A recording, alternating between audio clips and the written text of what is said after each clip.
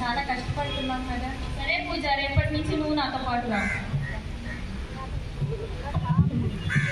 Hello, ఎవరు? ఓ నువ్వా, చెప్పు. హోంవర్క్ ఎవరు చేస్తాడు?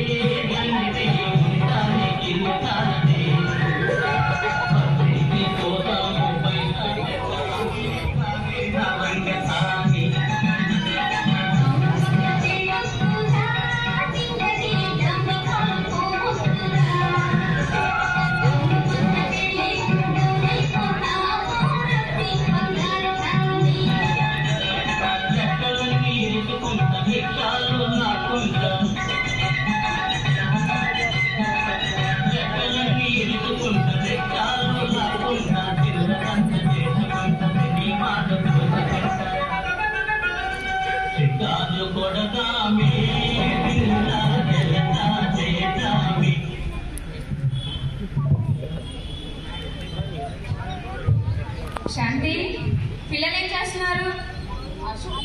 అశోక్ చదువుకుంటున్నాడు, కావ్య ఆడుకుంటున్నాడు.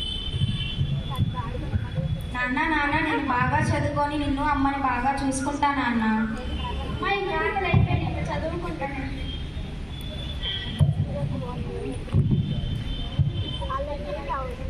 పూజ, రేపు మన ఊరికి వెళ్దామా జాతరకి సరదాగా? అవునండి, నాకు కూడా వెళ్ళాలని ఉంది. మేము వస్తాం. సరే రండి. బస్ స్టాండ్ 333 నెంబర్ బస్సు మన ఊరు వెళ్తుంది. ఎక్కడుందో చూడు. నాకు తెలియట్లేదండి. పిల్లలు మీరు చూడండి. నాకు రాదే.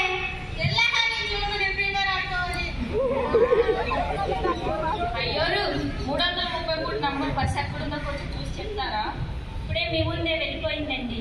అయ్యో, ఇప్పుడు డబ్బులు ఖర్చు చేసుకొని మా ఊరు వెళ్ళాలా?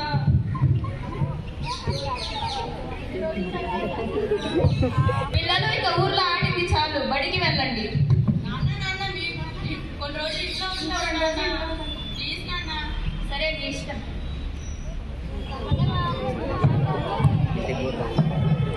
అశోక్, చెప్పండి నాన్న. బ్యాంకుకు వెళ్ళి డబ్బులు డిపాజిట్ చేసిరా. అలాగే నాన్న. మాట్లాడి నా దగ్గర 500 రూపాయలు ఉన్నాయి, కూడా డిపాజిట్ చేయమని చెప్పండి. సరే నాన్న. అమ్మ కావ్య ఒకసారి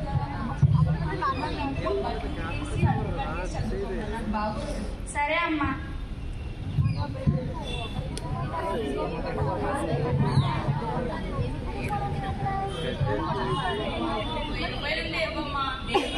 ఏమాడుకోవాలమ్మా?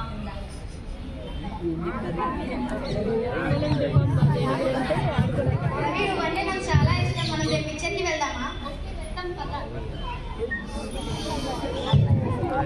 లక్ష్మి పూజ మీ కూతురు సినిమాకి వెళ్తుంది ఒక అబ్బాయితో కలిసి. అవునా లక్ష్మమ్మ? రమ్య ఏంటి లక్ష్మమ్మ చెప్పింది నిజమేనా? ఏం జరిగిందమ్మా? నువ్వు వేరే అబ్బాయితో పిక్చర్కి వెళ్ళావంట. లేదమ్మా, నేను కాదు.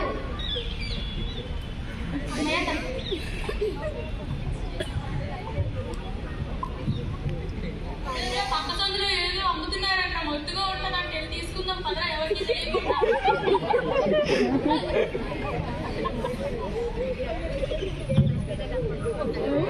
ఎవర్రా అది? ఎవర్రా అది? పట్టుకోండి వీళ్ళని.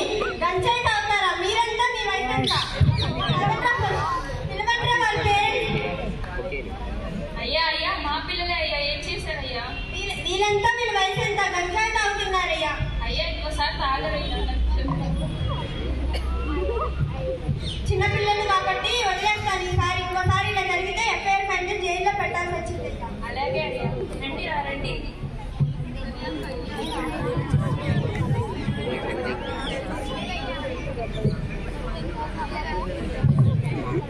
పూజ, మనం ఏం పాపం చేసాం పూజ? ఇలా అనుకుంటారు. దీనంతటికీ కారణం ఆ టీచర్ దగ్గరికి వెళ్దాం కదా.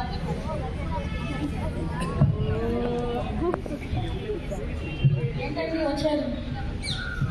మా పిల్లలు ఇలా తయారయ్యే కారణం మీరే. ఏం నేర్చుకున్నారు పిల్లలు? నేనేం చేశాను? మీ పిల్లలకు మీకే రాదు.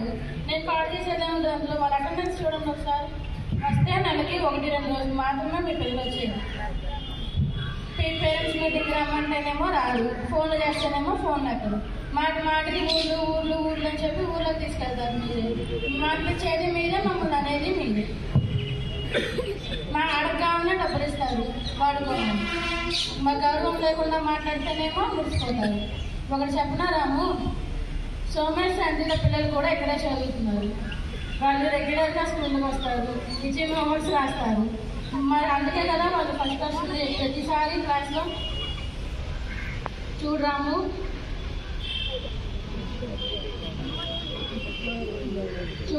పిల్లల పెంపకం చాలా చాలా సున్నితమైనది. అది తెలిస్తే చాలు, వాళ్ళు బాగుపడతారు.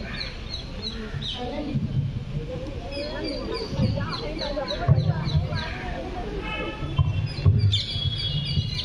నాన్న నాకు బ్యాంక్లో జాబ్ వచ్చింది నాన్న. అమ్మా నాకు ఇన్ఫోసిస్లో జాబ్ వచ్చిందమ్మా. నా బంగారు బిడ్డలు ఇలా చక్కగా చదువుకుంటే మాకేం కావాలి? మంచిగా చదువుకోండి, చక్కగా ఎదగండి. అలాగే నాన్న. చూశారు కాదు వీళ్ళ కుటుంబాన్ని.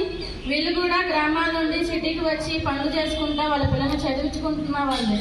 కాకపోతే పెంచే పెంపకంలో మాత్రమే ఉంటుంది.